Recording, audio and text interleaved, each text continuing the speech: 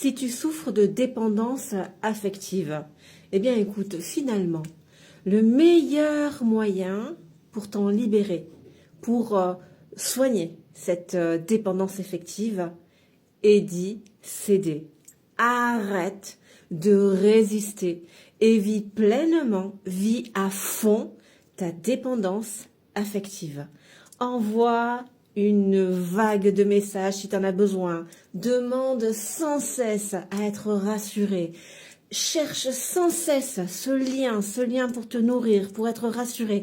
Étouffe l'autre. Vis pleinement ta dépendance affective. Et puis, par toi-même, et toute seule ou tout seul, parce que là, ça va passer par ton corps, hein. Ça va passer par, malheureusement, de la douleur, de la souffrance. Tu vas bien, voilà, finir par te rendre compte que le fait d'étouffer, d'avoir autant d'attentes, ça attire la perte, ça attire l'abandon. Mais là, la différence, c'est que tu vas le comprendre par le corps, par la souffrance, parce que finalement, c'est terrible à dire, mais c'est bien par là qu'on reçoit nos plus grands enseignements. À partir du moment où on vibre dans le corps, dans la cellule, la souffrance, la perte, le chagrin, la tristesse, enfin toutes ces émotions tellement lourdes, eh bien au bout d'un moment, tu vas comprendre par toi-même, mais par ton corps. Il n'y a plus la tête, le mental, tu vois, qui fait que il faut pas que je fasse ça, parce que ça c'est la dépendance affective. Voilà, bah, là, oui, ok, tu résistes, mais t'en souffres, elle est là quand même malgré tout, si tu fais pas un travail parallèle. Je vais y revenir tout à l'heure, mais tu en souffres quand même si tu es que dans la tête à vouloir ne pas céder à la dépendance. Alors finalement, eh bien, ouvre les vannes et ne résiste plus à accueillir ce qui est en toi.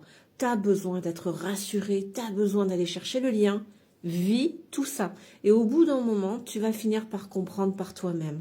C'est vrai, ça passe par de la souffrance et par de la douleur. Mais encore une fois, là, pour le coup, tes cellules, elles vont tellement vibrer cette souffrance et cette douleur que par voie de conséquence, finalement, quelque part, naturellement, c'est toi qui vas commencer vraiment à te réguler et à être beaucoup moins dans cette attente et finalement à trouver ton équilibre par toi-même.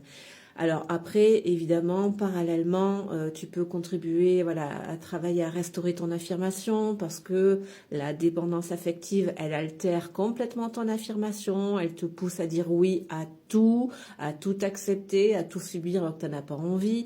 La pratique de l'autonomie aussi, apprendre à faire des choses seule pour apprendre à apprécier ta présence. Tout ça, ce sont des clés, voilà, que tu peux mettre en place parallèlement, mais finalement, vis ta dépendance affective. C'est très important que tu puisses libérer toutes ces charges émotionnelles, en fait, qui sont refoulées en toi et qui t'empêchent de vivre sereinement. Donc, dis-moi, où est-ce que tu en es, toi, dans cette dépendance affective? Est-ce que tu en souffres? Et qu'est-ce que tu mets en place, peut-être? Est-ce que tu la vis? Est-ce que tu te brides, enfin, explique-moi ça en commentaire, comment tu vis ta dépendance affective. Et bien sûr, sens-toi libre de t'abonner à mon compte si tu souhaites profiter de mes partages.